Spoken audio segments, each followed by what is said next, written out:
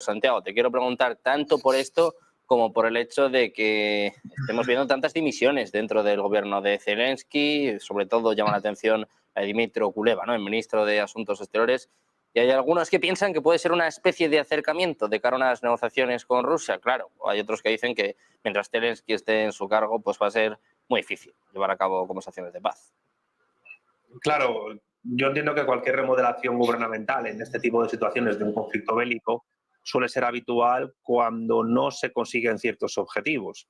Ya Rusia no hizo cambios gubernamentales en sí, sino cambios en direcciones militares, pero en el caso de Zelensky pues creo que es más importante este cambio que estamos comentando, precisamente porque las ofensivas que están llevando a cabo no están saliendo tal y como ellos esperaban. Y es cierto que quizás mientras Zelensky, el propio Zelensky, siga en el poder en Kiev, pues estos tipos de cambios pues no sean más que un intento de renovar la estrategia, utilizar nuevas tácticas, etcétera. Tanto a nivel militar como a nivel diplomático, por supuesto. Es decir, ahora mismo pues también tiene una cierta ofensiva diplomática Zelensky, como se comentó a comienzos de semana, ¿no?, también en este canal, el discurso que se prevé dar en la Asamblea de Naciones Unidas por parte del presidente ucraniano. Pero evidentemente aquí es donde se ve que se conecta la política con la guerra, ¿no? Clausewitz, en el conocidísimo ensayo sobre la guerra, decía que la guerra es la política por otros medios. Bueno, yo creo que también hay que invertir esa frase y decir que la política es la guerra por otros medios, e incluso que se está viendo claramente que la guerra es política. En todo caso, yo entiendo que la capacidad de respuesta del gobierno ucraniano a cualquier tipo de eventualidad geopolítica ahora mismo sí se ven entredicho debido a estas nuevas caras que se están poniendo, sustituyendo a otras. Pero eso denota pues que no les está saliendo todo lo bien que ellos querían el asunto bélico. De todas maneras, todavía la guerra sigue en curso. No creo que haya giros inesperados en su desenlace, pero no creo que se pueda descartar de que las negociaciones que muchos están esperando, tanto desde un lado al otro de la frontera de Ucrania, en Kiev y en Moscú, pues se lleguen a desarrollar más temprano que tarde y en unas condiciones que a priori no podrían ser muy ventajosas para el propio gobierno ucraniano. Eso es lo que creo que Zelensky teme, y por lo que de esta manera, quizás moviendo algunos ministerios, trata de evitar su propia caída, en tanto que debe haber bastante gente en Ucrania, cerca del poder en Ucrania, a nivel económico, militar y también, por supuesto, diplomático, que está esperando que el propio Zelensky deje el poder. La cuestión es, ¿qué ocurrirá con Zelensky después de esto? Bueno, eso ya lo veremos.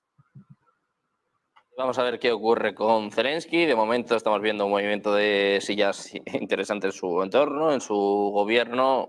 Te quiero preguntar por esta cuestión, Adrián, si crees que es un lavado de cara o si crees que es un intento de acercamiento. Incluso hay algunos que hablan de que puede ser un movimiento, pero no del propio Zelensky, sino de Estados Unidos, de Reino Unido, que intente, bueno, pues acercar al propio Zelensky o empujarle directamente a una mesa de negociaciones antes de las elecciones. Claro, cada vez queda menos tiempo y a los demócratas, sobre todo, pues les interesaría una paz, ¿no?, un acuerdo también, y marcarse un tanto antes de que lo pueda hacer Donald Trump.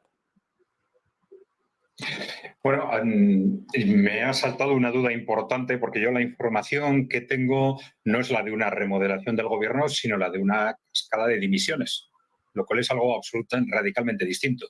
Claro, como decía Santiago, en una situación de guerra, en una situación tan tensa como esta, el que de vez en cuando se hagan remodelaciones, bueno, pues puede entrar más o menos dentro de lo normal. Otra cosa es que haya, como se dice, 3 ministros y hasta 10 altos cargos que en 3-4 días dimitan. Es algo radicalmente distinto, porque ya nos está revelando una situación de descomposición y de, en cierta forma, pánico, ¿no? Es decir, esa situación de descomposición que se está empezando a dar en el ejército ucraniano, en el Donbass, y que, viendo el fiasco que ha supuesto la incursión en Kursk, el desastre que se está suponiendo en cuanto a pérdidas de personas y pérdidas materiales, y viendo lo que está pasando en Donbass, pues la explicación más lógica es que se esté empezando a producir una huida frente a las repercusiones políticas y personales que todo esto puede suponer.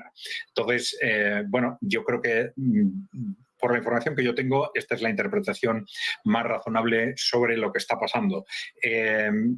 Claro, ante estas circunstancias puede haber como reacción un intento de negociación. Bueno, es posible, pero claro, ya yo creo que estamos en un contexto en el que, bueno, se le llamará luego como sea, pero en la práctica lo que va a haber, y esto ya lo llevamos diciendo mucho tiempo, no va a ser realmente un proceso de negociación, va a haber un proceso de rendición o un proceso de capitulación.